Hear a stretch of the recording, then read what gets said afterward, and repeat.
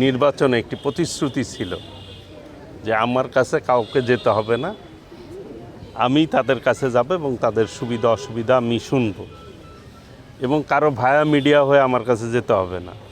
তখনই আমি বলেছিলাম যে প্রত্যেক ইউনিয়নে আমার একটা বুথ থাকবে, সেই বুথে লাল বাটনে টিপ দিলেই আমাকে পাওয়া যাবে। সেই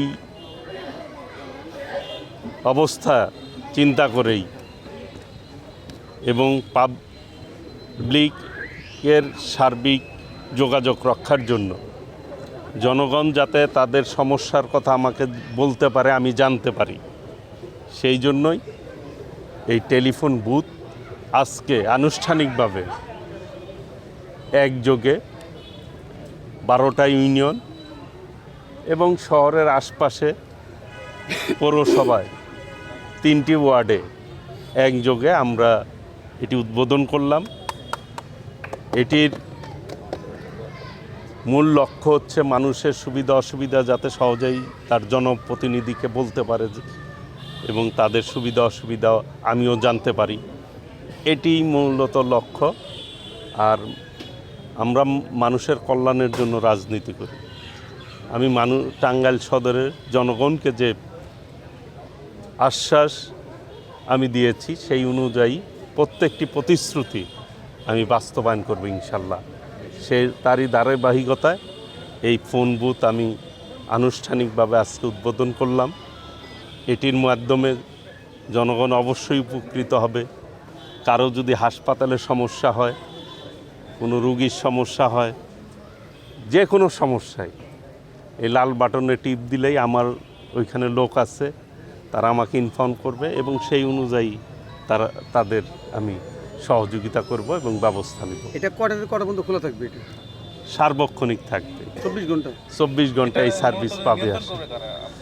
এইটি আমার একটি টিম রয়েছে, তারা সার্বক্ষণিক সেটি যোগাযোগ রক্ষা করবে। এই যে ঢাকা বিশ্ববিদ্যালয়ের সাবেক ছাত্রনেতা ফয়সালের তত্ত্বাবধানে এটি পরিচালিত হচ্ছে। কাজেই আশা করি এটি একটি নতুন উদ্যোগ। রাজনীতিতে জনগণের জন্যই রাজনীতি, সেই জনগণ যাতে সহজেই আমাকে পায় এবং জনগণের যে কোনো সমস্যা যাতে আমি সহজেই লাঘব করতে পারি, সেই জন্যই এই উদ্যোগ নিয়েছি। আশা করি টাঙ্গাইল সদরের জনগণ এই ব্যবস্থার মধ্য দিয়ে কিছুটা হলেও তারা উপকৃত হবে এবং আমিও স্থানীয় সংসদ সদস্য হিসাবে তাদের সেই উপকার করতে চেষ্টা করব এবং আমি সক্ষম হব ইনশাল্লাহ। এটাই বাংলাদেশে প্রথম কোনো সংসদ সদস্য হিসাবে। এটি আশা করি মানুষ তার প্রয়োজন অনুযায়ী তার সংসদ সদস্যকে, যেই সংসদ সদস্যকে তারা ভোট দিয়েছে, নির্বাচিত করেছে, তাকে যাতে সহজেই পায়, সেই জন্যই আমি এটি করেছি।